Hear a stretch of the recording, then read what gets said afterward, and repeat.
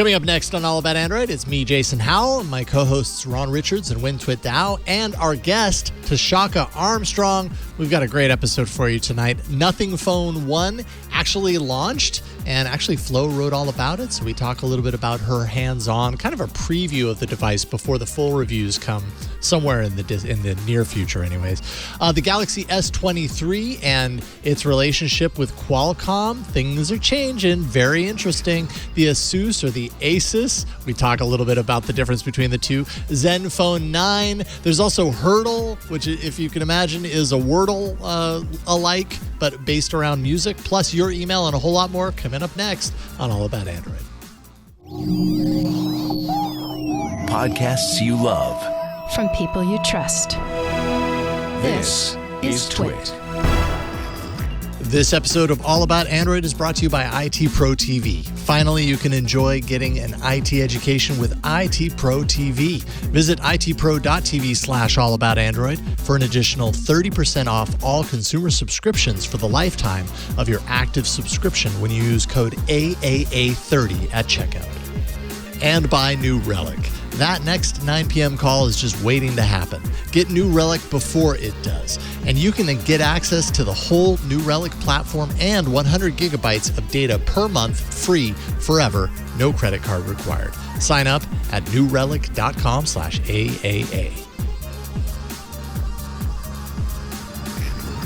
Hello and welcome to All About Android, episode 586, recorded on Tuesday, July 12th, 2022. Your weekly source for the latest news, hardware, and apps for the Android faithful. I'm Jason Howell, coming back from vacation and very, very rusty.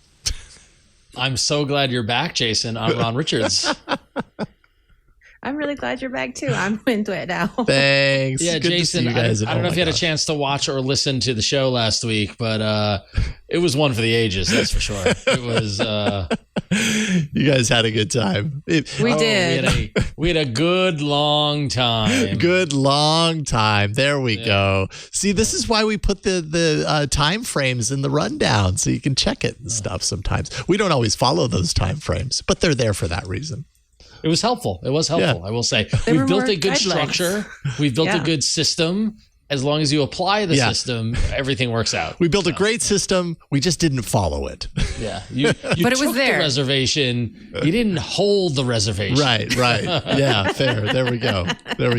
Well, thanks for covering for while I was out. And I hope that I can get back in the swing of things. Always, I feel like every time you step away from a job like this and then you come back in, that first show that you have to speak again on can be kind of challenging. So you're all witnessing it in real time, folks. Here it is. Good to see you guys, and good to welcome back to the show Tashaka Armstrong at Tashaka Armstrong on Twitter. What's up, Tashaka? It's good to see you, man. Hey, thank you for having me back. Looking forward to chatting with y'all again. I had such a blast the first time. Yeah, it's good to have you back. I have to mention that you are feeling a little under the weather, and I am so I'm just thrilled that you're still joining us. You totally did not have to join us on a night like this. Well, I'm feeling better there. I'm getting closer to 100%. So we're just chatting. I'm not digging ditches or swimming pools. So I figured I can muscle this one out. Yeah, right on. Well, it's really good to get you back. We've been meaning to get you back on for a while, and we have some stuff to talk about this week. Definitely starting with a little bit of nothing. Let's jump into the news, Burke. In fact, Jason, we got nothing. In the Android news. Nope. That's it. All we have is nothing. Actually, that's not true. We have something other than nothing, but we'll start with nothing, Ron. Well, I'm so glad I'm on the nothing beat, because one of my son's favorite phrases these days is nothing. When you ask him what he wants, he goes, no, nothing. Which I feel like he's mocking me, but he has no idea about the show, so whatever. But yes, today is July 12th, and it was the big day that Nothing showed up in London to unveil Nothing Phone 1. It is now officially launched, and it's in the hand of reviewers, including member of the show, Florence Ion from Gizmodo. She's had hands-on with the unit. She's been using the Nothing Phone 1. And if you go to gizmodo.com, you can check out her article all about it. And also make sure if you follow her on Twitter, I think she's Oh That Flow on Twitter still, right? Yeah, Oh That Flow. Hit her up on Twitter with any questions or anything you're curious about, and she'll test it. And she's going to be on the show soon. We're working out the next time she's on. She's going to bring it on so we can see it. So we're all very excited. So Flo has the phone, which is amazing. Can I just say before you dive into all the details, if you show that screenshot again of the page, it really just looks like a hard drive. It does. It really does. It really does. Yeah. It looks like a hard drive in her hands. That's what it looks exactly. Like. Which is just strange. It really does. So the big question for us is that, we knew the pre-announcement to the announcement revealed the LED panel in the back, but there was lots of questions about, would there be any other bells and whistles? Would there be other gimmicks? Would there be other things to differentiate this phone from other phones on the market? We got the leak of the pricing, thanks to a German Amazon price leak. And so given the pricing, it started us leading down the path of thinking, oh, maybe this is going to be more mid-range instead of flagship, which was memorable of OnePlus when it first launched, that it was, the flagship killer. When Carl Pei was at OnePlus, the idea was to provide an affordable phone. And here we are back, I don't want to say with Act 2 or a rerun or anything like that, but here's Carl Pei back with the Nothing phone, and it is from top to down a mid-range phone with a weird set of LEDs on the back. So the cost is $399 to £499 British pounds sterling, which is roughly, I think, it's like 500-ish or so US dollars. Yeah. It's running a Snapdragon 778 G Plus, which definitely makes it a mid-range phone. And the chip has been modified to allow for 15-watt key wireless charging and 5-watt reverse wireless charging. With it, you get 3 years of Android updates and 4 years of security updates. And it is officially, no doubt about it, not available in the US. Cited because AT&T 4G is unpredictable coverage. AT&T 4G is unpredictable. T-Mobile 4G, 5G networks got no Verizon compatibility. So that's a lot of the reasons why it's not available in the US yet. But they do aim to release a US version, quote unquote, in the future. And if you go to gizmodo.com and look at Flo's review, she seems like she likes it. She liked the glyph notification system, which is also known as the 900 LED lights on the back of the phone that makes it look like a light up hard drive. She said it looks very cool in person when the lights flicker on in tandem with the notification sound. But if you choose any rapid pace lighting effects, it can feel a little seizure or migraine inducing, much like an episode of Pokemon from the late 90s. So there it is. Also, there are samples of the results of the camera have been posted. People have taken photos, and we've seen what the camera stuff looks like. So it's out there in the world. What does everybody think of it? Is this something or is it nothing? Yeah, I'm curious what you think, Tashaka, because I love it. We've seen this thing coming a mile away, literally. You love it. I absolutely love it, because as much as we just ruminate over these black or different color slabs of phone, when you have phones like Nothing and Techno and the Asus ROG, the gaming phone, that's Pro 6, I think, that just came out, they have something interesting about them. You have all these phones that are coming out of the East that are like Gundam variants and all that. So I like having these phones that give us some variation on the slab, give us something else to look at. And I really love the movie Blade, and they talked about vampire glyphs. So I'm kind of partial to the word glyph. I kind of have a thing for that. So, and I've studied Egyptology a bit and glyphs. And so, yeah, glyphs work for me. I think it's a compelling phone because, again, I just think it's not going to be for everybody, but for those who want something else to look at other than, a dark colored, muted colored slab of phone, it gives them an option. Yeah. Yeah. Looking at one of the side shots of the photos that Flo took, man, from the side, like seeing where there's a shot. Yeah, that's the one. Mm-hmm. That looks like an iPhone from the side. Yeah, I mean, holy moly, look at that. So reminiscent of an iPhone. But I mean, obviously, you could grate cheese on that, or front with. Yeah, right. Obviously, on the back though, very, very different, right? And that's the kind of marquee standout feature. Yeah, I don't know. It's neat. I this is just one of those devices that I think no question, you got to see it in person before you make your true kind of determination on this, because seeing it in images is probably one thing, but seeing it kind of animated in real life, doing the flashing thing, also like having those lights kind of timed with the ringtone that you select. So when you're hearing things, the lights are doing certain things tied to the noise and everything. That's like an experience. It's not just, you know what I mean? It's a little bit more than just like a ringtone feature. It kind of has a character to it, a signature to it, a quality like that. Agreed. So. And I like the battery LED indicator. So if you've got your phone face down on your desktop, you can see your charging status or the battery status. I think that's pretty cool. Yeah, but the thing, and I agree with all of this. Like Tashaka, I've been preaching from the pulpit of saying I want phones to be different and to be, kind of separate from the pack and stuff like that. And Jason and Huynh, I am pro mid range. Like I think mid range is your biggest customer base and audience potential. I think the people affording the Samsung price $1,000 plus phones is few and far between. I like the mid range a lot better. Just with all this, and by the way, I'm totally into it. When there's a US version, I will consider it, and or I would love to get my hands on one. But I after the release of the LED thing, what was it, 3 weeks ago? I was like, there's got to be something else tangible here other than a mid-range Snapdragon chip that supports wireless charging, and there was just nothing. It was lacking. It was lacking any other things that separated it from the pack, other than the back of the phone and the LED light system. I don't know. I was hoping that there was more to it.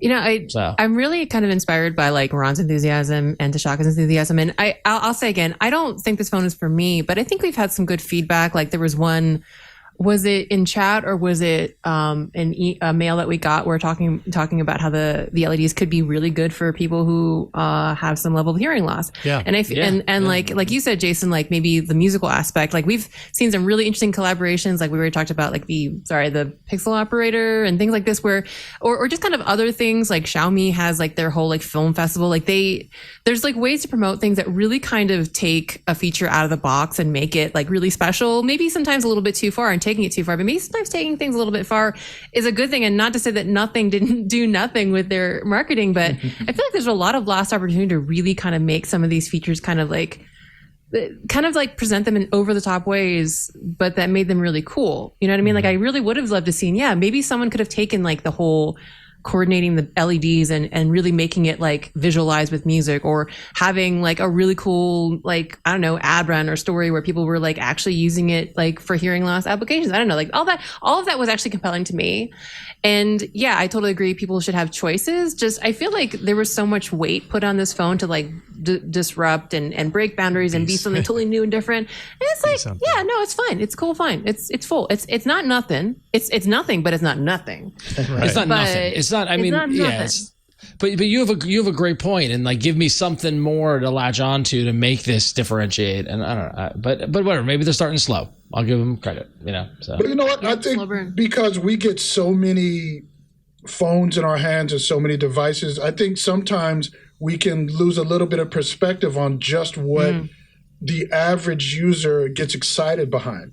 Because I know for a lot of people in my sphere who aren't rabid techies, they get excited by very minimal customization options with, the kind of cases they can buy. A case with a black woman with curly hair with natural hair on it, or something that really allows them to kind of stand out and differentiate from all the different devices. So I think for the people for whom this is going to be something that excites them, I think that the LEDs, even though there are some of us who may want more out of it, for a group of people, that is going to be the thing that entices them and draws them in. And I actually have to agree about the people dealing with hearing loss. Whenever when I do my reviews, look at the features that Google built in for accessibility, because a lot of manufacturers break those features when they skin the OS. And so I think that is a great opportunity for this device to promote itself for the deaf and hard of hearing community. I have my brother-in-law wears the implant, and I'm drawing a cochlear. He has a cochlear implant. And so I know, something like that could be a really interesting way to connect with a community of people as well. So I don't know. The LEDs may be enough for some people, for more than maybe what we think. Yeah. At the price range, maybe, like at that $400, $500-ish price range. Yeah. Or, $399 to $499 GBP, British, Great Britain pound, whatever it is. GBP, that's the thing. It could, the LED is enough to look different, and it's affordable. I think those are two definite checks in the win column. And the cameras aren't bad. I was looking at the photos they posted, and of course they're posted to their site. But like even this macro photo, I'm assuming it's a macro photo of the cat. There's beautiful detail in that photo, and a lot of these cameras that are calling their images and their macro cameras aren't really macro cameras, and that's a whole discussion in and of itself. But that's a beautiful photo. So the cameras look to be very promising. Mm-hmm. Yeah, I'm also kind of curious to know if at some point Nothing provides some sort of an SDK or something on those lights to give developers the ability to play around with that in creative ways, because I imagine developers could do some pretty fun things with those lights. Yeah. That would be really fun. Yeah. I could see that. Whether they would do that in droves, that's probably a chicken or egg scenario, right? Like, is it worth the amount of time for the amount of people that probably do or do not have this device, But still, kind of a little fun playground for playing. So, cool. All right. Well, and by the way, what Flo posted is not a review. It is just kind of like a first look. No. I don't even think you said a review. I'm just clarifying for people who read it. It's not her full review. She has a full review coming. Like Ron said, if you have questions or anything that you think Flo, you want to ask Flo to look into for the purposes of her review, hit her up on Twitter at thatflo. And let her know there, and maybe she'll take your awesome idea and put it into the article and actually put it to the test. So if you think of something, let her know. Yeah, I think she definitely said that she wanted to get as many people to kind of weigh in with the questions or like things to test or try. Yeah, because it's nearly impossible to figure out everyone's use case. So yeah, totally, cool. Well, Nothing's now something. There we go. All right, when you have become whether you like it or not, I don't know. I think it just keeps happening this way, and I know it can be challenging sometimes to summarize what Michelle Rahman discovers and everything. But I think you've become the in-house kind of explainer for Michelle's articles. I love it because even as a developer, there's no way for me for any developer to be fair to know any level of technical detail about certain things, like especially on a wide swath with phones. So we talked about HDR. We're going to talk about HDR video today. We talked about eSIMs before, and it's impossible to know about all these things, especially details as a dev. You just don't work at that level. So I messaged our Slack before show saying, and I posted the GIF of Neo saying like, I know Kung Fu, and this is like the feeling I get after I actually read Michelle's article. So I'm actually really always happy. I have to spend a little more extra time on show prep and like Google a lot of stuff, but it's always worth it. So we're going to talk about HDR video today on Android. And, HDR has been around for a while. There's different specifications of it. Like we've got Dolby Vision and HDR10. And increasingly since, 2014, 2015, when these were announced and released, you're starting to see HDR now on different platforms, services, and devices, Android TV, Apple TV, Roku's, Netflix's, YouTube, and many other, services. And that's all well and good, but you need hardware to actually see HDR quality video. And of course, nowadays, increasingly, not a lot, but I don't know, but increasingly we're getting like HDR enabled TVs from your LGs to your Samsungs to your Sonys, and not TVs, but the little screens that you have in your hand on your smartphones. And of course, many recent modern Android smartphones do support HDR display, from your Galaxy S series to your OnePluses, your Pixels, your Huawei's, and your Asuses. I learned last week from our good friend Juan Bagnell that it is Asus, and Tashaka, I'm so happy that you said what you said earlier about the Asus ROG, because that's what I've been calling it for years, because I'm a huge fan. Apparently, Asus don't like it when you call it ROG. It's ROG. I mean, that's fine. I've been saying ROG for years, but oh well. Mm-hmm. But anyway, so you need the hardware. So you need hardware, and it's interesting because we're kind of in this place where HDR is less of this kind of like, aspirational technology and more prevalent, but there's still some gaps, in kind of the availability of HDR and kind of like the everyday experience of it. And that's what we're talking about. So basically with HDR, as opposed to standard dynamic range. So we've got SDR, standard dynamic range, and high dynamic range HDR. Now, most content you'll probably see on your smartphone these days is SDR, standard dynamic range. And really what that means is that SDR is an image representation format that basically takes colors and levels of brightness in whatever image is capturing and presents it in a relatively compressed format, whereas HDR, on the other hand, is a lot more dense of a format, and so there's a lot more information. So it's able to capture more variety, more range in color and brightness. So when you have HDR content, you're able to kind of capture in that file a lot more variations in both color and dark and light. So you can have in the same image super dark and super bright colors, and a lot of fidelity of all the detail in between. So that means there's a lot more HDR content to display. It also means that HDR images and video can be a lot brighter, like your brights can be super bright. Now, in order for you actually to see all that amazing detail, you actually need hardware that can show this wide range of brightnesses and colors. And what's really interesting, and where we're going to actually get down to it, if you want even more absolutely like intense technical detail, read Michelle's article. But basically, with SDR content, a lot of it is mastered to 100 nits, and you don't really even know what a nit is, other than that's what generally SDR content is kind of like averaged around or exported for. HDR content, on the other hand, is usually mastered to 1,000 nits, so it's like a whole nother level, a whole another something magnitude. So you can see that HDR content can be just like a lot brighter. A nit is just a unit of brightness. So the problem is that in the year of our smartphone, 2022, your smartphone display is generally going to be on SDR, like SDR kind of like calibrated brightness, or SDR kind of relative brightness. Now, most phones have HDR enabled screens, but they tone that down for most content. So when you're actually watching an HDR video on YouTube, Android right now is actually kicking up the screen brightness to the peak brightness of HDR, which is, as I mentioned, kind of like 1,000 nits or something like that. So what happens is, so basically the display's peak brightness, which is what I was very badly explaining, is usually like around, say, 100 nits. It's not actually that, but say that. And so when you get that HDR content, then Android is saying, hey, screen, go for it. Just like give it all you got. And so when you're playing an HDR video, you get those super, super bright whites. Oh, so blinding. When you're in a dark room, you're like watching something lights up, and then a toast message comes.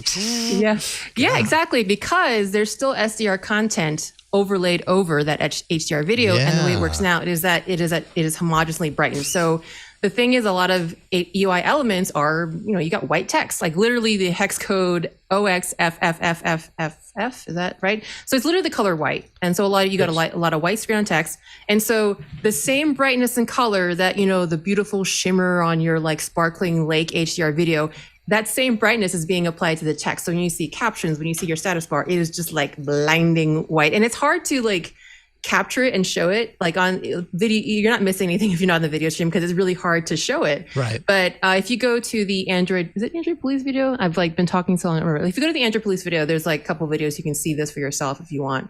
But so this is a problem. It's basically kind of, again, a seam in we have HDR, but the user experiences kind of have some seams, and maybe because just a lot of people aren't watching HDR video on their phones just yet. There's these gaps in experience, but that gap is being closed up. Our amazing Android detective friend, Michelle Rahman, has found some code that is going to bring SDR dimming to Android in the future. He's seen some development in Android 12.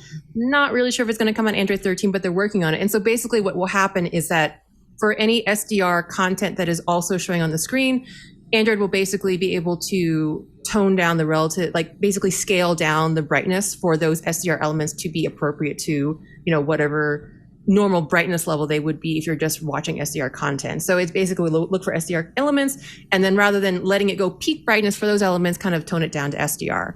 And this will take into account the actual brightness slider on your phone. So, that's why everything is kind of relative. Everything is a lot of multiplying and dividing of numbers to make it less jarring for you to turn your captions for your HDR video. So anyway, short story long, look forward to that if you enjoy HDR video on your phone. But it's a really interesting problem. I just think that's so cool because this comes up a lot in development where you have this really cool feature, you enable it, and then a lot of times, like depending on what your feature is and what your app is, people don't pick it up right away. People don't like use it in droves. So you don't really see these weird edge cases and these problems.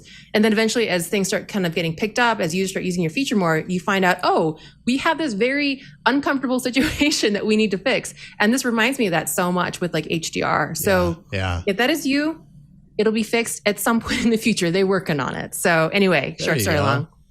And it certainly was educational around like how the Android operating system works. Like that's an aspect of it that I've experienced many times, but I've never critically thought about like why it was what it was. I was just always like, oh, well, I guess messages are just really bright when they come on and it's a dark scene in a movie that I happen to be watching or whatever the case may be.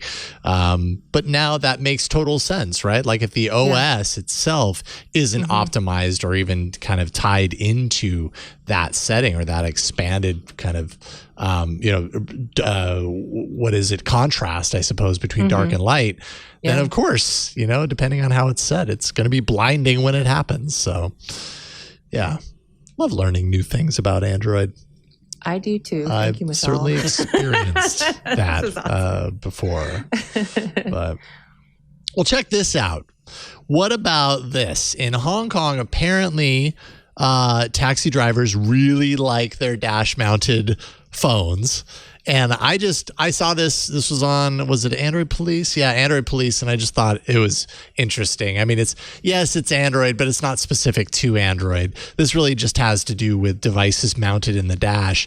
Apparently it's not uncommon to see taxis and rideshare dashboards that are quite literally littered with multiple devices displaying all kinds of information. So like when I get in my car and I put my phone into the dash, like that's the only device that I have up there, right?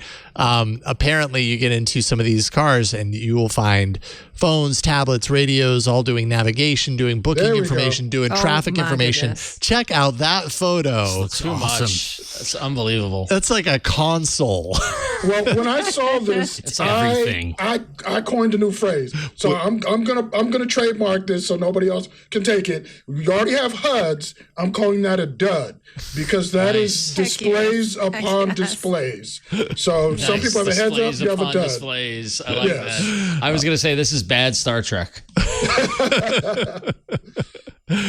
That is unbelievable. So they're driving around with duds in China. Yes. Yeah. Okay. Well, I hope you don't trademark it yet because I feel like that has to be the title, displays upon displays. But is it even displays up at the top too? And yeah, I know. It's easy to just look on the dash and see phones. Oh my God. No, they're up there too. Here, wait, sorry. Everyone's cutting some more. You talk about distracted driving. Yeah. Well, and you got any more down here? Like I look at that and I'm kind of like thinking logistically, like how do you keep all those things like charged up? I see power plugs coming from all of them. Where are they going? Like, does he have a hub or something? Like, I don't even know. This is just unbelievable. Well, and then like the nice analog notepad on the right side. Yeah. Still needs his like little paper and paper and pencil on the side. So, oh dang, that's crazy. That's in case he runs his engine battery down. Seriously. My goodness. Anyway, the reason for the story, according to Android Police, is that Hong Kong's Transport and Logistics Bureau is looking into fining drivers up to around $255 US for more than 2 devices mounted inside the dashboard, which is still one more than most people ever think to put in their dashboard. So I count 6 or 7 phones and a tablet and maybe 2 tablets on this guy, in that picture. It's kind of crazy. So anyways, there's going to be fines coming down, raining down on these taxi drivers that like to do this. It's also will limit the types of devices allowed. So for example, tablets up to 7.1 inches only. Any more than that, you can't mount that in your display. And as well, the positions of the devices, which I feel like that might actually already be a rule here in the US, because I think there are certain places that you're not allowed to have your phone, if you're navigating it or whatever, mounted, because if they obstruct your view and that sort of stuff. But anyways, I just thought that was kind of mind-blowing. That's and like it's like what the new minimum is 2. I was like, you're still so distracted with 2 devices. Yeah. Like, I mean, I'm distracted with 1 device. Like, exactly. How good? So show that photo again. Like, okay, how many? It blows me away. We haven't described this for our audio listeners, Jason. By the way, it is a shot from the back seat of a car to someone's front seat, which is a right side of the car steering wheel. So I'm wondering what country this is, right? It's probably a bus or some van. Oh, if it's Hong Kong, it's a Toyota. It's Hong Kong, right? Yeah, Hong Kong. It says South China Morning Post. So the driver is surrounded, is sitting behind the steering wheel. His driver is surrounded by, let's count them. 1, 2, 3, 4, 5, 6, 7, 8 screens. Yeah. 9. I'm sorry. I see a 9. Yeah, I know. One. I feel like no. I'm sorry. 10. Hidden. Well, no. I guess the one's up by the window or the camera displays. But there's at least 9 or 10 phone, tablet devices around the steering wheel. At like from like 8 o'clock to, or from 7 o'clock to like 8 or 7 o'clock to like 2 o'clock. There's at least 12 screens. I mean, and there's like a 7-inch tablet, like a regular, like several level, like maybe regular size phones, and then up in between a whole bunch of screen sizes. It's insane. And it's one thing to have all these devices. It's another thing to have like disparate, completely like isolated, but important information showing on each individual screen. So imagine the setup time of that guy getting in his car, turning on all the displays, making sure they're all, launching the apps, making sure they're all logged in appropriately. Them charged. Oh my goodness. Yeah, he's probably got like a nice updates. Yeah. Jeez. Unbelievable. Which one do you look at to know where you're going? I don't know. Well, and then even for me in English, we have one pretty much alphabet. But if this is Japanese, you've got like hiragana, katakana, and kanji. So now you're looking at all that and deciphering all that while you're driving. Goodness, I can't even imagine that. I can't even. No, I can't either. Anyways. Crazy. Different in other parts of the world. I'll tell you that. That's in one photo. There you go. All right, Ron, you got the ad. All right. We want to take a moment and stop and thank IT Pro TV for sponsoring this episode of All About Android. And listen, if you're looking for an IT education platform that's going to deliver you into a higher level of IT or get you in the door at a new IT career, get the best possible IT training and certifications with IT Pro TV on your own schedule. With their virtual labs and practice tests, you'll always be supported and prepared for your exams. Binge episodes in 20 to 30 minute increments. They have over 5,800 hours of IT training that's always up to date with the most current content, which is important in this fast-paced world. One reviewer said, "Best website to study IT and cybersecurity related courses. I like the part where they make a few courses free for a weekend." Speaking of free weekends, IT Pro TV has a CompTIA-focused free weekend July 16th to 17th. Drop in on their live webinar this month, All Things Cybersecurity, with Daniel Lowry and Heath Adams on Thursday, July 21st at 2 p.m. Eastern. And feel free to get their on-demand webinar, Small Business Security, with Wes Bryan and Eric Semmel.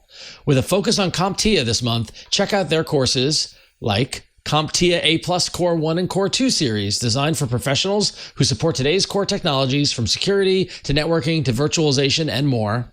CompTIA's A+ certification is an industry standard for launching IT careers in today's digital world.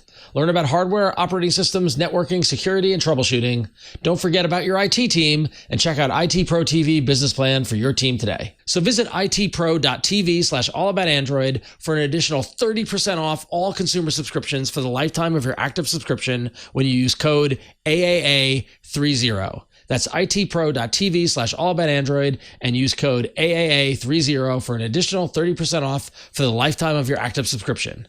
That's IT Pro TV. Build or expand your IT career and enjoy the journey. Thanks, IT Pro TV. You're the best. Thank you, IT Pro TV. Appreciate you. All right. It is time to check out some hardware. Let's do it.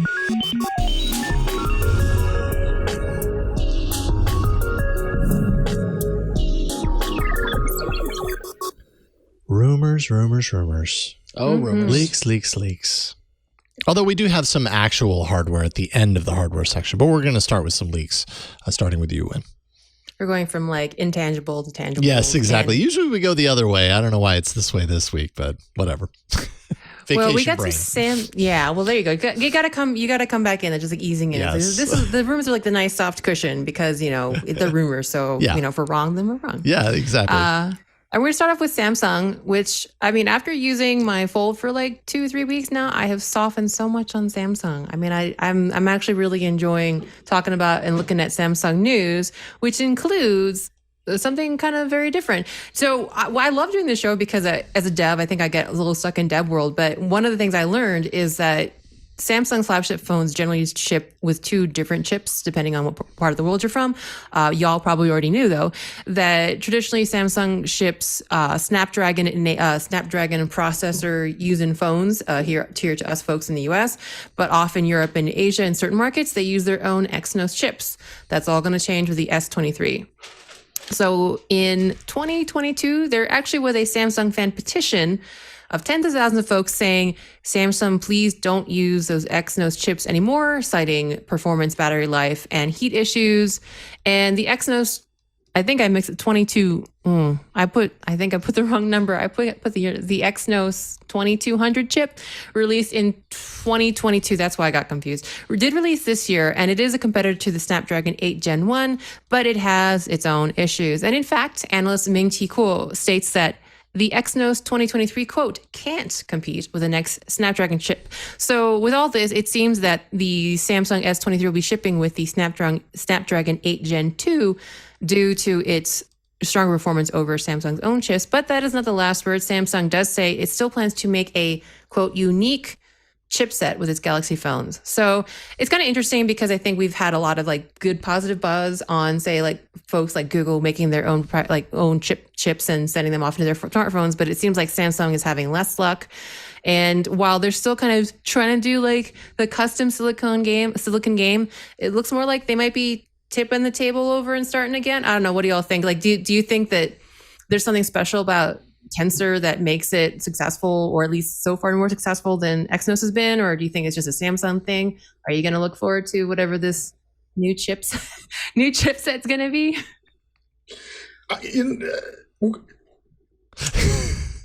Well, Tensor didn't have issues really when it came out. I mean, it was its first gen chip, so of course there was some, some issues related to that. But by and large, I've been using it on the Pixel 6 Pro, and the phone I haven't really had any issues with the phone. I know there have been some bugs here that were trending occasionally, but it's been a pretty solid experience for me. So I think Google, just in terms of their reach, just in terms of their R&D, it seems like they really were able to pull off having their own silicon, and so has Apple.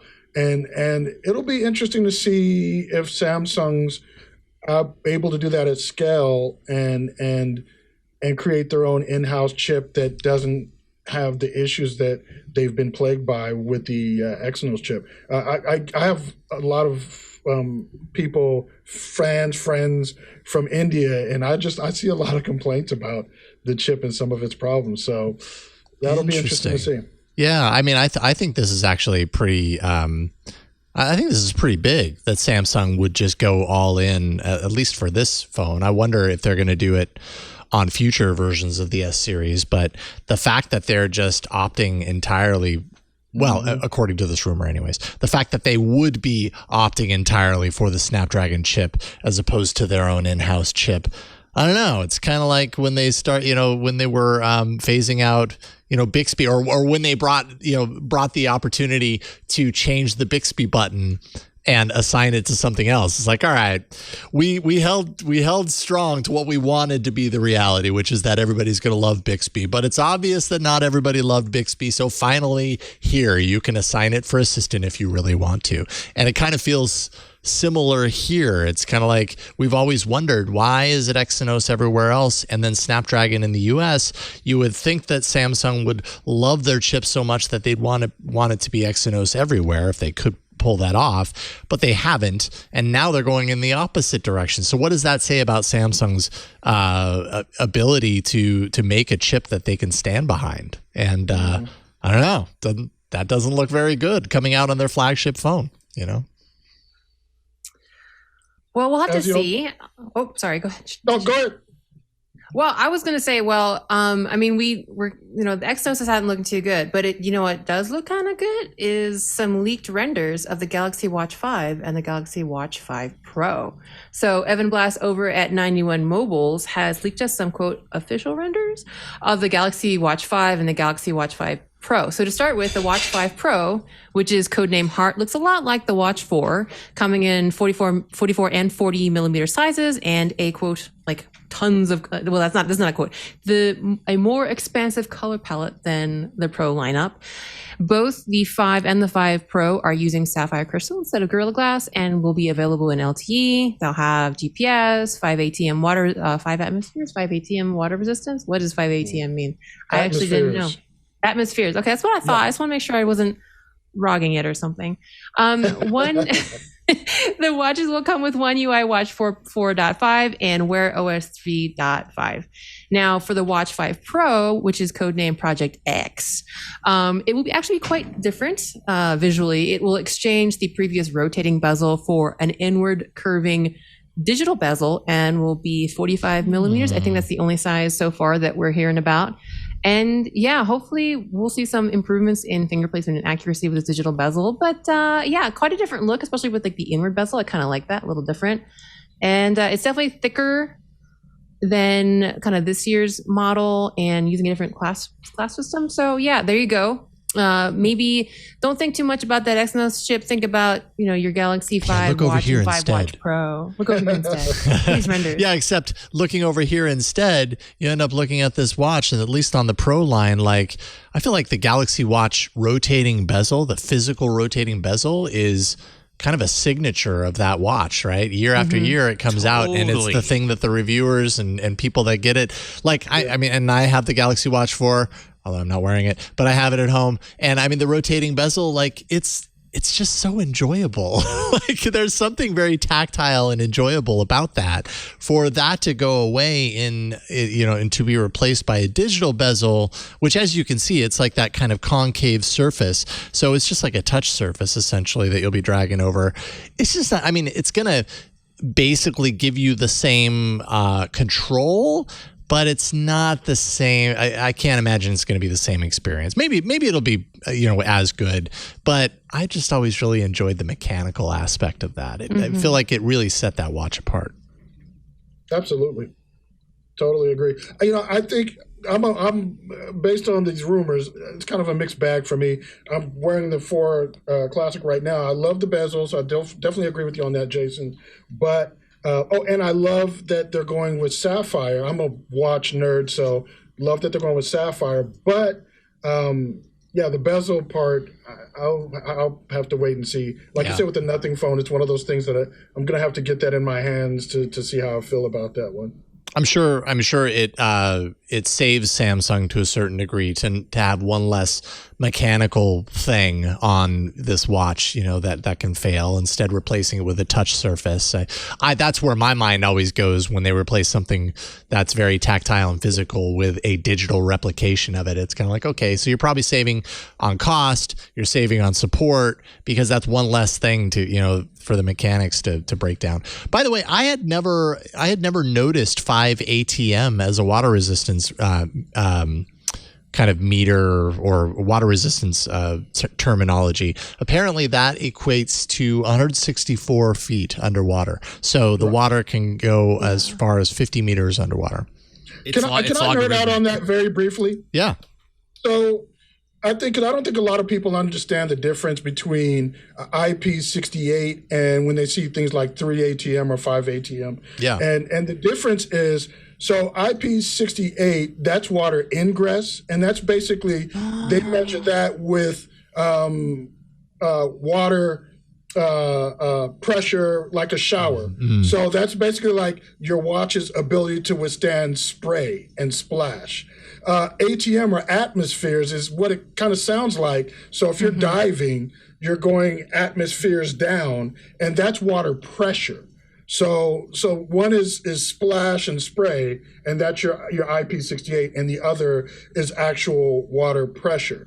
And so it's an important distinction, because whenever you see the atmospheres, the ATM, that means you're going to get a timepiece that is theoretically more durable than one that doesn't have it. It definitely is. So it's inherently more rigorous in terms of like protection for, I mean, like as a layperson, like waterproofness is just inherently more of a rigorous standard than it's greater water resistance. Yeah. Cool. Oh, I love it. I love if we get so technical. That's awesome. Thank you. If it can handle atmospheres, it's much more tough than just being water resistant. Than taking to the shower. Yeah. Sounds like it. Your IP68 is, I believe, water resistant up to like 5 meters for 30 minutes. Yeah, so this goes deep. 100 feet down, excess of 100 feet down with 5 atmospheres. Wow. Okay, that's big. That's a big change. That's interesting. I'm sure I've seen it before and didn't question. It's been on the watches for I don't know how many generations, but it's been on the Galaxy watches for a couple there, at least. I just haven't noticed it. Good to know. Thank you. Let's see here. So Asus, right? Asus, right? Asus. Okay. Yes. Now I know. I think every year I change my pronunciation of it, depending on the latest version of. Oh, but I've heard from the source that it's actually this. So there was a very upset PR person who said it was. Yes, apparently. Asus. I've even heard PR people get it wrong, so I don't even know with Asus what it actually is anymore. But whoever they are, have their own leak now, a video of the Zenfone 9, which was shared by Asus itself by accident on its own YouTube channel. You got to hate it when that happens. Anyways, so the video that was accidentally shared revealed some interesting features. As you can see in this animation, actually, it's a side-mounted fingerprint sensor, which in and of itself isn't that revolutionary. That's been on phones before, but they call it Zen Touch, and basically it can be used to swipe up and down on a web page. According to the video, this is we've seen like actions tied to the fingerprint sensor before. If you remember on Pixels, when the fingerprint sensor was on the back, if you swiped it, your notification pane would swipe down, that sort of thing, or you could swipe it up to have it go away. But having control over like a web page and everything kind of feels like a touchpad on a laptop or something. So that's kind of neat, I suppose. It's a little extra feature. Also, brace yourselves. It has a 3.5 millimeter headphone jack. So there's that. Yay! So Tashaka is applauding. Burke gave a loud groan over in the corner. I shook my head in disgust. I was groaning at when they flipped the switch, like for the web page to go, that it was scrolling the opposite direction. Oh, but I was cheering for the headphone jack. Unrelated. Oh, okay. So it was totally. I was thrown off. Maybe I was hearing maybe it's wrong. the right direction, Burke. You don't know. I mean, this is me on my MacBook. I always change the direction of the scroll. So what am I saying? I don't know what the right scroll direction is. No. Yeah, I wonder which way is the Zen Touch scrolls. If you swipe up, does it scroll down or up? I mean, look, if you're flicking up, the web page should go up. Yeah, as far as I know. But if you're in Australia, does it flick in the opposite direction? True. No, Exactly. If you flip the scroll wheel on my mouse goes up and the page goes down. Because you have it set wrong. No, I have it set correctly. Physical wheel. Apparently, we all land on different sides of this question. And when you get on a device that is set the opposite of what you're used to, it is the most uncomfortable feeling in the world. And you just want to go in the settings and change it to your way, but you're making change to the full settings. Not even that. It like takes it like I feel like I'm being turned inside out. Like I don't know what's going on. Like, it's made of, like it's so hard. Up is down, black is white. Cats and dogs living together, mass hysteria. Totally get it. Indeed. One other thing that this phone will have, this is of course the Zenfone 9, an accessory called the Smart Backpack Mount, and it attaches to your backpack strap. Like, so you're wearing a backpack, you got your strap here, you attach the mount so your phone easily goes in there, and then it's tethered to the strap. So I guess if you're very active or chasing after your dog, it won't like fly out of the mount and onto the ground. It'll like catch it, but it also has a gimbal, like a gimbal stabilizer as well. So that's different. It's kind of like getting to an action cam territory where you don't need that $500 or whatever GoPro 10. You just use your phone that probably has a better sensor, yada, yada, yada. Yeah, and totally. could be could and also we're talking about watches, but maybe is spray proof. Sorry, I don't know if there's any phones that are good for 5 atmospheres, but that's really cool. And I can't help but wonder if the scroll wheel might be better for folks with like mobility issues, like especially since I think we've been talking more about accessibility stuff. Like maybe the scroll key works if you have like a limited range of movement, like with your digits. That might actually be better than doing anyway. I don't want to. Doing the swipe up and swipe down on the screen thing. Swipe down, swipe up, swipe north. Yeah, whatever it is. Doing the swipe in a vertical direction, one way or the other. Yes. Whichever, vertical scroll and whatever it is. And maybe it might be a good mobility enhancement feature. So it's accessibility feature. So like that. I'm for it. As long as we just agree to disagree on which way is right. Yeah, Burke. There we go. Everybody swipes different. It's just the way it is. This isn't going to be an inexpensive phone. It's not going to be super expensive either. It's leaked to price around 800 to 900 euros. So talking, pretty expensive. Not beyond the $1,000 mark, which is where I definitely draw the line of like, whoa there, soldier. That's just a little too far. But it's going to be an upper end device that still has that headphone jack, which you don't really see a whole lot of these days. So there you go. If that's your thing, there you go. I will say I did lament the lack of a headphone jack on my Pixel 6 when I went to go run and my wireless earbuds the battery had run out. The whole thing, and I was like, but then I plugged it in, and in like 10 minutes I had 80% charge. Yeah, right. Well, there you go. So it was fine. But for a moment, I was like, do I still have that dongle somewhere? Because I really wanted to go running. But yeah. Oh, the dongles. Yeah. Ron, this next one had your name written all over it. I do love it. So if you were looking for, I can't even do it in a complete sentence. So a company called Techno, I've never heard of them. TECNO. Yeah, I've never heard of them either. Unveiled the Canon 19 Pro Mondrian edition. So why is this interesting, or what do you care? The back panel changes colors when exposed to light. And so if you're familiar with art, if you took an art history course in college, this is inspired by the art style of the amazing Dutch painter Piet Mondrian, of whom I'm a fan of. And it follows geometrical patterns of color change in the sun. It also reacts to light indoors and outdoors. And when there is no light, it is all white. And if you grew up in the 80s and had Freaky Freezy's gloves, this is the kind of device for you. If you like things that change color based off different things, elements with in the world. Yeah. It's like a mood ring. Just rub it, just if you rub it, it'll just like change colors, like a mood phone. I also love Mondrian, so yeah. Look at that packaging. Like that packaging alone is I mean, like this is like what nothing should have done. This is fantastic. Yes. So this phone needed to be on the Met Gala red carpet. Why was it not there? Because this is the yeah, that's a good point. Yeah. Oh heck yeah. Yeah.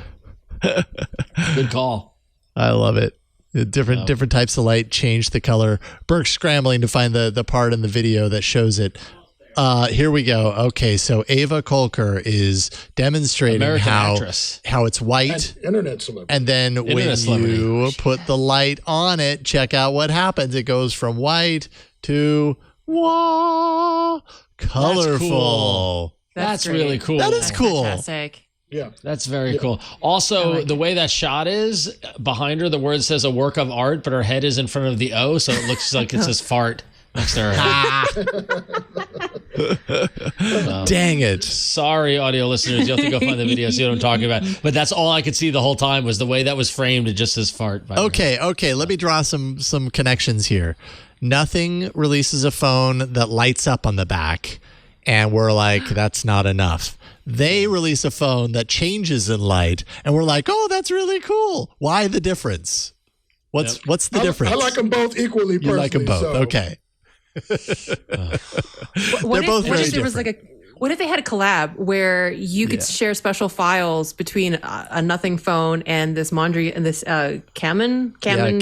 Yeah, I was gonna say, make a correction. My brain made the adjustment and said Canon when it was Camon. So sorry about that. Oh, it's like, and what if you could do like special like friend sharing, because like the Nothing phone has lights and then like the Mondrian Android phone reacts to light, and so there you go. Leave each other messages or special NFC something. They connect together and they go, and they change colors together.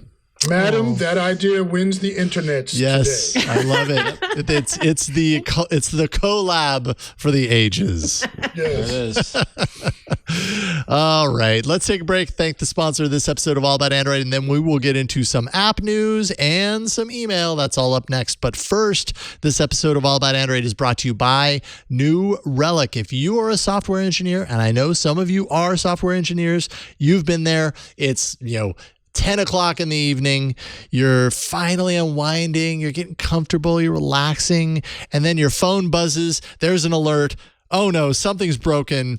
Your mind's already racing at what could be wrong, right? Now the whole team's scrambling. It's not just you. They're going from tool to tool, messaging person to person, just to find and fix the issue. And according to a New Relic report, only half of all organizations are implementing observability for their networks and systems. The report showed how maintaining network observability continues to be an issue for companies around the world. And that's not going to happen if you get New Relic. New Relic combines 16 different monitoring products that you normally, buy separately. So engineering teams can actually see across their entire software stack in one place. You get unified monitoring for your apps and microservices. You get instant Kubernetes observability with Pixie. You get to see all your traces without management headaches, so you can find and fix the issues fast that are arising. You can stop guessing where your performance issues start and ditch the data silos for a system-wide correlated view, and so much more. And more importantly, you can pinpoint issues down to the line of code so you know exactly why the problem happened, and you can resolve it quickly. That's why the dev and ops teams at DoorDash, GitHub, Epic Games, and more than 14,000 other companies use New Relic to debug and improve their software. Whether you run a cloud-native startup or a Fortune 500 company, it takes just 5 minutes to set up New Relic in your environment. So, that next 9 p.m. or 10 p.m. or 3 a.m. call, whatever it happens to be, they all suck, is just waiting to happen. Get New Relic before it does, and you can get access to the whole New Relic platform and 100 gigs of data free per month forever. No credit card is required. Sign up at newrelic.com/AAA. That's NEWRELIC. newrelic.com/AAA. And check it out for yourself. You're going to be really happy you did. newrelic.com/AAA. And we thank New Relic for their support of All About Android. All right, it's app news time. Let's get into it.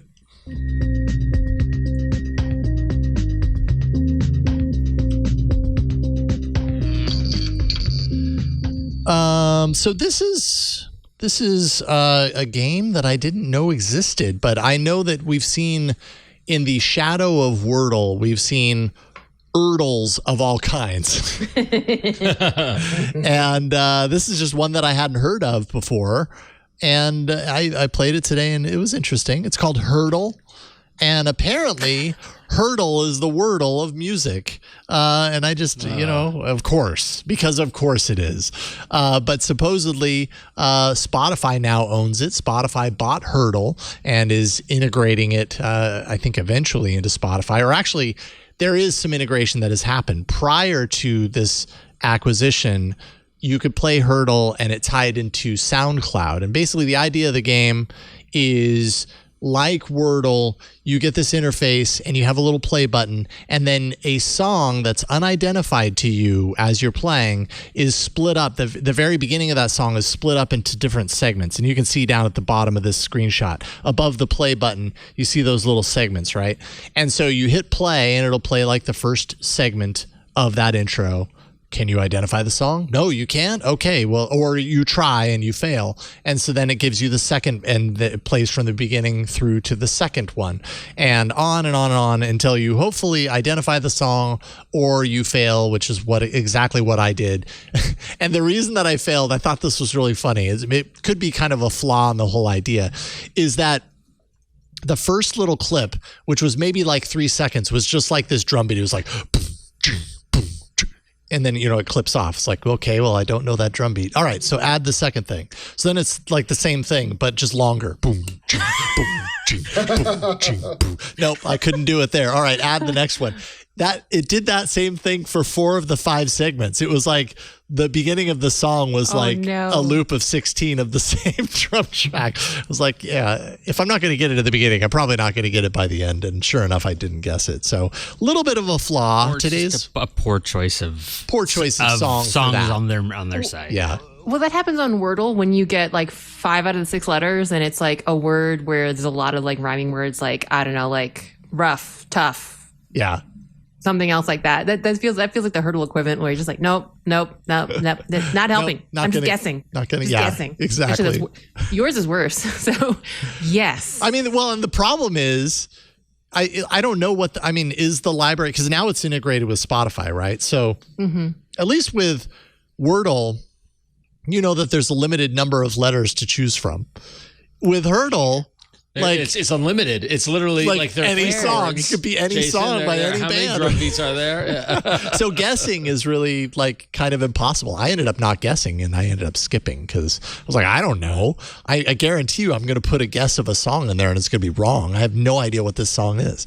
So anyways, but it's interesting nonetheless. So if you like Wordle and you want it to be with music, there you go. I mean, what's funny is that it's not even, it's just like the number of Wordle, it's like Wordle for ... Yeah. and then it's not enough to stop there, but now like it's like Wordle but ... and has been acquired by ... Yeah, like the whole acquisition aspect of it is crazy. There's an Erdle economy out there. Yeah, that Erdle economy that is just thriving right now. If you were a developer and you recognized the opportunity when Wordle was exploding, you got in on the Erdle economy, and you have the potential to be bought by companies like Spotify. The reason I'm even talking about this is because it's going to be integrated in the Spotify app at some point. So you can look forward to that. So. Yeah. What's the point of integrating in the Spotify app? Like how much more? Oh my God! Don't get me started. Well, yeah, that's true. That's true. They say they're going to use it as a music discovery thing, but then at the same time, the idea of the game is that you already know the song that's being played.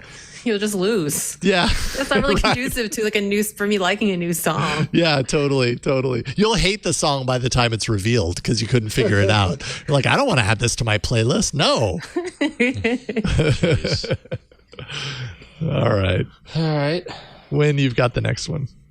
Yeah. So last week, actually, we had a story where we talked about Google finally kind of large screenifying parts of YouTube music, finally. And this week we got a similar story, but with Play Store for tablets and Chromebooks.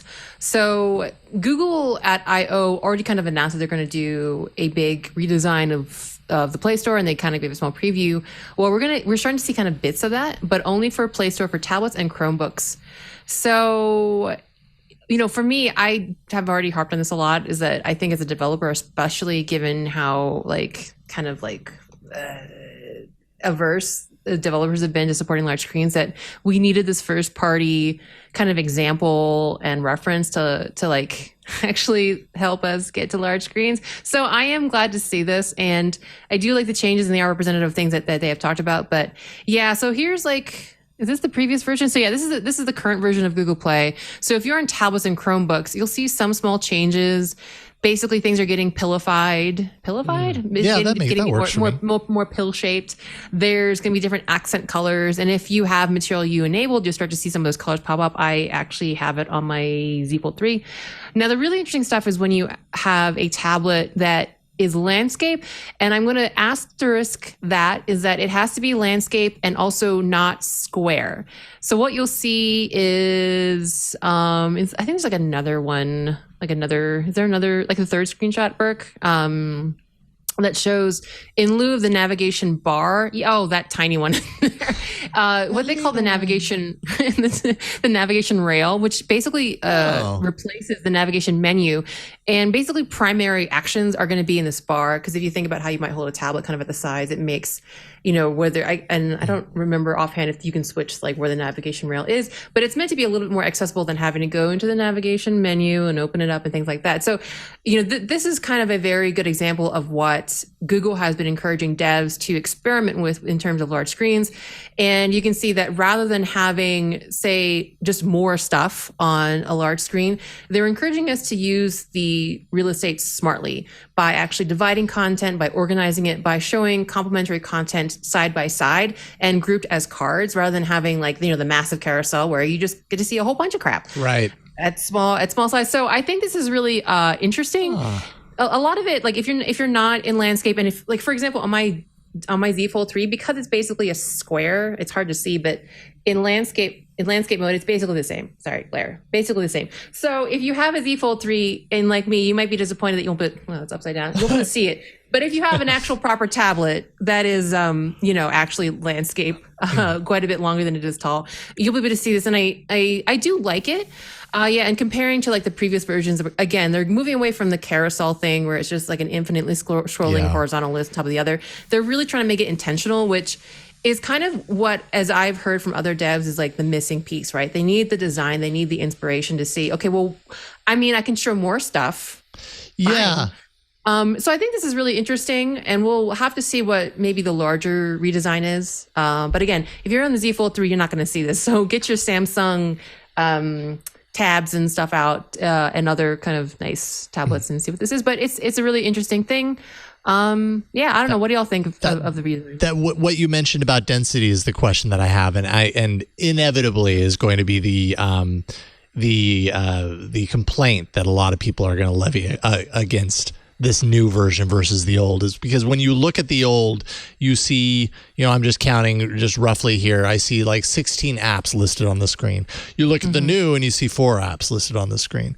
And I mean, at the same time, like, it does, to my eyes, the new one is way more pleasing to the eyes. It's just not as information dense. So I don't know. What do you think, Tashaka? Like, do you think that the density is important when you're serving up for like a larger screen tablet experience? I mean, some people are going to feel that way. How do you feel? We could do a whole long thing on this and Android and its tablet design and apps. I think just looking at this, so I'm looking at the website right now, and I think it's one of those things where this is definitely needed. It's definitely necessary, because I think change starts, in some cases, change starts with the leadership top down, and so if Google's going to set the standard and set the pace for what design is going to look like on Android tablets going forward, then this is very important, because I love Samsung's Galaxy Tab Ultra, and I've loved a lot of their tablets, but in terms of the software, there aren't a whole lot of developers who really utilize the space on those larger format devices. Evernote is one of my favorite programs that really does a good job of that, and there are a few others. But, something like this not being as dense, I think it can be one of those things where as you scroll up, because we're only just seeing the above the fold information right there, which is decidedly not info dense, but probably as you scroll up, I think there's opportunities to have it more dense categorically and see all those apps. So we might just kind of be seeing, as it were, the tip of the iceberg, where there could be so much more below the fold there as you scroll, as you begin to scroll. So I think this is a good thing, a great thing, and I hope that this spreads throughout the tablet design language from every developer that's touching an Android tablet, because there's some great hardware out there. It just needs it needs more compelling software. And you nailed it on the head in that it's got to come from the top and trickle down. Google's gotta they've got to walk the walk here, both in design as well as the hardware. That's why I'm excited and fully expecting a Pixel tablet within the next year. I think they have to what they did with the Pixel and the phone. If they really want to get the tablet category working, they've got to put their money where their mouth is on the hardware side. Yeah, absolutely. Yeah, and I've definitely been pushing this. And, I think to give Google credit, they've really been trying to make it a thing. They've tried to be there for developers to give resources. But I think there's a lot of things that are just out of their control in terms of like the decisions the team makes. And also just, it's not reasonable for them to say, give design help to every single developer out there. But I think true. I'm actually adoring my foldable phone. Like I don't know how I can go back right now because I love the expanded size.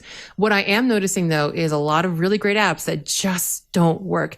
There's a really great marketplace store that I use all the time. And I noticed it this week, and I just keep noticing little apps having just really weird large screen experiences. Like there's one really great commercial app that I love. It looks fantastic on a portrait, and it has a huge image of the item, and the image fits the width.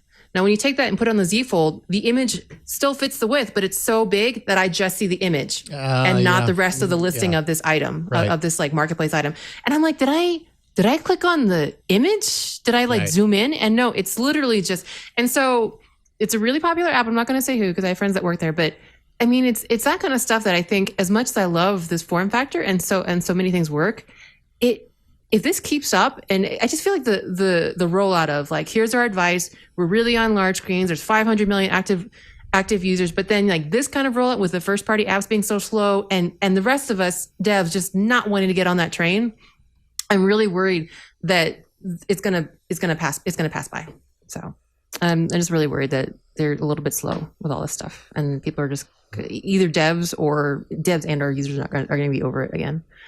I don't know. Yeah, it's kind of hard because Google has been through this before, and here they are again, kind of trying to reawaken people to the potential and possibilities around tablets and everything. But it's like that once bitten, twice shy, right? So like I don't know if I believe it. I don't know. We'll see.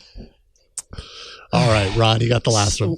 One last one. Couldn't help ourselves. Just had to touch in about the fact that Google is starting to roll out Google Duo's meet merger. These are very hard words to say. Google is starting to roll out Duo's Meet merger to Android users. What does that mean? Google Duo and Google Meet is starting to merge. Some users are getting a new message inside of Duo that says Duo is getting even better. Your Duo app will become Meet with a new name and icon and more features like background effects. So ignore the new name and the new icon. You've got background effects. Once the user taps got it, the options that allow to create a new meeting and schedule in Google Calendar appear, taken from Google Meet. Obviously, this is a pretty minimal phase out, but the confusion has begun as yet another aspect of messaging on Google gets completely mushed up and confused. So there it is. Why? I don't understand. Why they keep shoving I don't know who's in charge of this. It's crazy. Yeah, there's not a whole lot to say about this other than here it's begun, and it'll be interesting to see kind of how these two things mesh together seamlessly or not. How they meet? Yeah, how do they meet? That's a really good question. Can you imagine that? Duo, meet, duo. meet, duo, meet. How does this duo of apps, Duo and meet? I don't know. Yeah, something like that. I don't know, but we're gonna be the ones testing it as it all happens before our very eyes. So. Yay. There we go. Yay. All right. We've got a bunch of your emails coming up right now. AAA at twit.tv, 347-SHOW-AAA. Those are the places that you can hit us up and let us know what's on your mind in the world of Android. Wynn, you have the first one. All right. Well, this comes from Michael O. And Michael says, I'm writing to the show pertaining to the story discussed last week regarding Glance. During the discussion, it was mentioned that Glance was attempting to secure deals with various US-based carriers. To that point, I have a couple of additional questions that I would like answered before I would seriously consider leaving the Android Google ecosystem. The first question would be how or if the lock screen would change, for example, if you bought your phone from your carrier versus directly from the manufacturer. The second question would be whether that lock screen experience would turn on at the system or ROM level if you put your SIM card into one of these unlocked devices. I'm not a big fan of being treated like a point of data collection, totally understand that, Michael. Yeah. And I don't like ads in general. Very much understand that. But I cannot shake the feeling that Android is being targeted more often for situations like this than the other side of the phone fence. I would like to hear the panel's thoughts on this and why I shouldn't or should be panicking. Love the show. I don't know that you should be panicking necessarily. Yes, so settle down. I mean, this may happen. I don't know that it's going to be happening on every single phone that you buy in the Android ecosystem, but yeah, I don't know. How do we feel about Kindles that do this? Is that different? I mean, you can always pay to bypass, right? Sorry, go ahead, T'Chaka. Yeah, that's true. That's true. Yeah, what were you going to say, T'Chaka? No, I think it's different because your Kindle, you don't necessarily, it doesn't have the same place of prominence in your life. I think I either reviewed or had one of the ad-supported Kindles. I don't remember, but it didn't bother me. It didn't bother me at all, actually. Yeah. But I don't look at my Kindle as often as I look at my phone. Right. So I could see that becoming somewhat of an annoyance on something I would glance at as often as my phone. Yeah. I don't know. I'm not a popular opinion on that. And coming off of the conversation that we had about the ads on the lock screen, I think that there's a lot of hand wringing and pearl clutching whenever this sort of stuff happens. And at the end of the day, like we are in an ad supported ecosystem environment across everywhere on the digital touch points on the web, everywhere. Yes, it's annoying, but everyone still uses it. Like no one has been like the web is unnavigable because of all the banners. Like you still use it. You learn to ignore it, or the technology evolves. Like we've discussed numerous times on the show about how like I actually buy a lot of crap from Instagram because the ads are actually effective. Yeah, like it's serving me up stuff that is compelling and interesting and within my interests. And so the immediate thought on all this is that it's going to be awful ads that you never want to see. And A, we don't even know that, and B, there's a chance that that's not the case.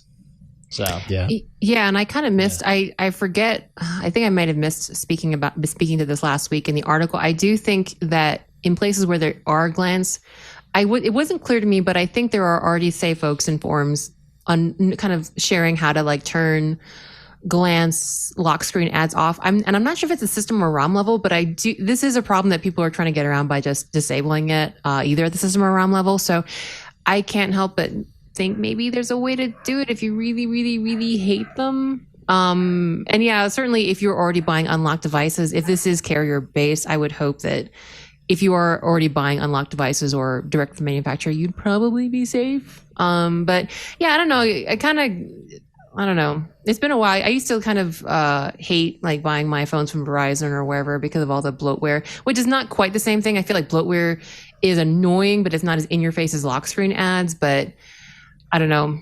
But lock screen. But the thing is about the glance conversation that we've had is that it's ads and news feeds and content and games. Yeah, it's content. Like, it's making the lock screen more consumption, which I just find more functional, which I just find silly. Just to unlock the phone and use it, but neither. Yeah, that's true. It's another surface. It's another. Exactly. It's another surface to hook you or something. But it's not the default here. Isn't giving you ads that you're going to hate and become a billboard here. It's just not. And it's 2022. It's soon to be 23. I'm actually having conversations about work about planning for 2023, and like we have evolved, and you've got to believe that the technology is going to evolve at some point. And I think the points that came up last week about, there should be some sort of offset in your cost for the carrier, or there's, like, I do think it is potentially abusive in that you're choosing to use the device, like at least on the Amazon devices, those ads came with a subsidized cost. They was a very cheap device, that way. And so like, that's the way to balance it out. And I think that is absolutely valid, but the way the technology works and the content it serves, we just don't know enough. I don't know enough information about it to condemn it, So. Sir, this is the internet. You're supposed to just knee jerk and hate it and condemn it sight unseen. Only hot takes here. All right. The next email from Eric. Eric says, so I heard the discussion about the S Pen and I just had to chime in. I love the novelty of the pen itself, but being a Note owner for quite a few years, I've really only found one use for it. And since I never heard you guys mention it, I wanted to share it with you. I will use the S Pen to highlight text and copy it when there is no other way to do so. For example, if I want one word in a message, but the only option is to copy the entire message, it works. I've also used it to select static text in apps that you usually have no way to copy. All you have to do is pull the pen out and press and hold the button on the S Pen while dragging the pen from left to right over the text you wish to copy. I find that nearly all text you can see on screen can be selected and copied using this method. And as crazy as it sounds, I am now spoiled and find it very frustrating to own a phone without an S Pen because of this single feature.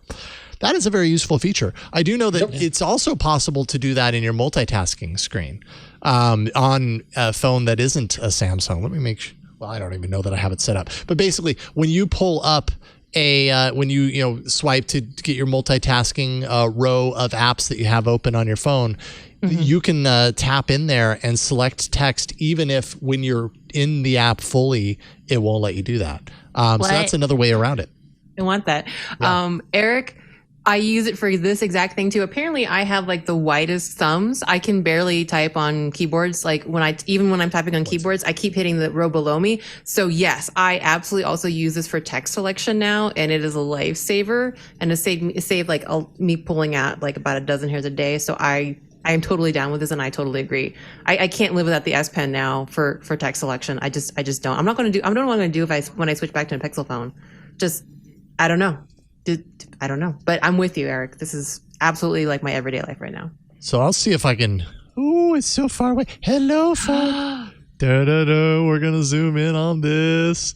This is the technology that we have. This PTZ that Burke has control over. I'm gonna see if I can. And by the way, I haven't done this in a while, so I'm realizing there's now a select button on Android 13, so I can hit that. And then all the text on the screen just highlighted, and I can go in there and I can adjust that. So you can copy it basically. You don't have that I don't have that on One UI. Shoot, I'm switching back. Yeah. Just kidding. No, I mean you have it on. Well, that's true. You don't have the S Pen. There's got to be a way to do it on One UI. Do you have it? You do. It just says close all. When I go into like the apps, the current apps, I just see close all. I see. Yeah. I'll figure it out. If there's a way. If you use One UI and you figure out, or if you use a Samsung phone and you know how to do that magic Jason just did, please write it. It's different. When you go into the fast app switching, One UI skins it differently. So you just get the clear all and the row of fast switch apps. Where's my Pixel? Oh, well, you already have it there, but whereas on the Pixel, you get the option to screenshot or select text. Right. But with One UI, if you have a Note device or the Nultra, now you just use the S Pen to get at it. I haven't heard that one before. And long pressing opens up a pop-up view, so it's not if I long press on something with it doesn't matter if S Pen or not. I just get this pop-up view. So What is this all about S Pen now? Yeah. It's all about copying text that they don't want you to copy. Yeah. We changed the name like 5 times per episode. This is what we do. Let me get my device. Oh man. All right, Ron, you've got the honors. Gotta love some S Pen stuff, but that S Pen stuff did not get the Email of the Week award. No, this email from Jamie from Petersburg, Virginia wrote in, and Jamie, he or she, gets the Jamie says, and this comes off very combative, by the way, so please, I'm going to add that intonation just so you get. Jamie says, what's the matter with you guys? Ron, I'd particularly counted on you. Didn't your parents raise you right? There's definitely only one best Hitchcock movie to reference in connection with the new Nothing phone. I know this topic is several weeks old, but my Pixel 3 broke and I'm just catching up on back episodes. Sidebar, he's referring to several weeks ago when we were speculating about the Nothing event and its use of birds and the marketing around it. And then we made the birds Hitchcock film reference to Nothing, and that was the connection there. I think we may have even said that's the best Hitchcock film to reference to this phone. Possibly, which is probably hyperbolic and incorrect. But Jamie actually it makes that point and says, But back to what I was saying, the correct Hitchcock movie for the Nothing Phone features Jimmy Stewart as a person confined to a wheelchair who witnesses a possible murder from his apartment in San Francisco. Got it yet? It's Rear Window. Oh, yeah. And he or she, Jamie likely is right here. I think Rear Window is the more appropriate Hitchcock parallel to the Nothing Phone. Yeah. Time has proven that the transparent back plate on the Nothing Phone is the thing that the phone will be remembered for, and not the birds that were in the promotional material prior to its release. Therefore, Jamie, you win the internet. For this moment and this small slice of the internet called email. The email of the week. He wins email, or they say they win email of the week. Sorry. There it is. Thank you, Hin. So good job, Jamie. Thanks for that. Yes. We love some good Criterion level film jokes. So. Indeed. Thank you for that. And thank you for watching and listening to this episode of All About Android each and every week. We love you guys. We couldn't do it without you. And thank you so much for hopping on with us today, Tashaka. It's such a good time hanging out with you. My pleasure. Thank you for having me. Absolutely. Tell people about what you're working on, where they can find all the awesome work that you do. I'm kind of scattered right now. I'm all over the place. I'm over at Android Central. I'm over at iMore now. iMore's the new one. So we're producing video content there. So Android Central, iMoreReviews.org, and my own YouTube channel. You can find me everywhere on the internet by my first and last name, Tashaka Armstrong, though on Twitter I am Villain McBeardface. I wonder why. Well, but your handle is not that, right? It's still Tashaka Armstrong. Yeah, it's still Tashaka Armstrong. Okay. I want people to be clear. That's they're still searching for your name, but they will be delighted with your actual name when they subscribe to you there. Right. And I don't actually know. I've never tried to do this on Twitter. I don't know if you can actually, because it's the pseudonym on the thing, I don't know if you can search Villain McBeardface. That's a good question. Yeah. I don't know. I'll have to try that. Well, thank you so much for hopping on. And love to have you back again soon. Appreciate it, man. I'm glad to be happy to do it. Right on. Ron, what do you want to leave people with? You can just follow me over at Twitter and on Instagram at RonXO. That's about it. Just working hard. It's a week before Comic-Con next week, so I'm pretty slammed. You're scrambled. That's about it. Yeah, scrambled. Right on. Well, thank you, Ron. It's good to hang out with you again after being out for a week. And then, Win, what about you? What you got going on? Not too much. Oh, sorry. Just real quick. Michael O, who wrote our first email, really just pinged me on Twitter and said, sorry, real quick. So while the email was written immediately, after the glance discussion, I would like to provide further clarification. I am, after all, not afraid of change, but do not want non-relevant things on my lock screen. That being said, I would be more or less concerned about the performance of my Android device, a Galaxy S22 Ultra, if all of a sudden T-Mobile started choosing glance across all of its devices. However, saying that, I know it's extremely unlikely this would happen. All right. And then just find me at Queen Code Monkey on randomtyping.com and at Queen Code Monkey on Twitter, where Michael O just responded to me very quickly. And I did not notice at the relevant section. Very fast. Thank you, Michael O. And on Instagram. Sorry, I just wanted to devote my time to Michael O since they took the time to respond to me on Twitter. So there you go. I love it. I love in the moment updates and replies from our emails. I love it. Thank you for the interaction and engagement. Thank you. Thank you, Win. Thank you to Burke, who earned his paycheck tonight. You jumped through a lot of fiery hoops, and we appreciate all that you do, Burke. Also really appreciate Victor behind the scenes, who is taking the video that Burke is recording and turning it into a podcast product for you to download. So thank you, Victor, for doing that for us as well. You can find me at Jason Howell on Twitter, doing Tech News Weekly with Micah Sargent every Thursday at twit.tv/TNW. And then finally, I also want to mention... Brendan, you're not... Whoa. I don't even know what that was, but I'll assume that it was intentional. Okay. Club Twit. I'm so confused. Club Twit is our ad-free subscription tier. You know what Club Twit is. We've got the members-only Discord. We've got the Twit Plus podcast feed. We've got no ads in our shows, and we have shows that we're bringing to the club that you can't get outside of the club. Essentially, Hands on Mac is club only. You can get that through the club, $7 a month, or you can actually pay $84 for the entire year.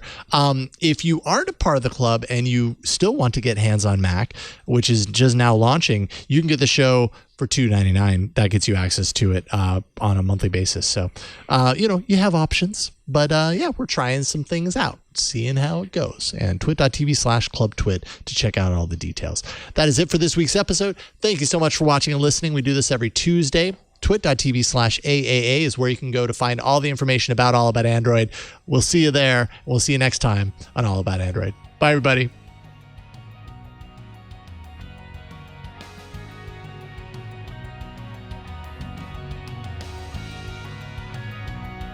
Did you spend a lot of money on your brand new smartphone and then you look at the pictures on Facebook and Instagram and you're like, what in the world happened to that photo?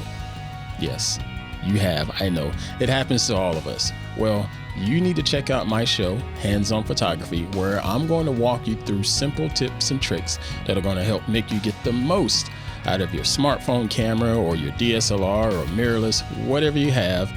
And those shots are going to look so much better. I promise you. So make sure you're tuned in to twit.tv/hop for Hands On Photography to find out more.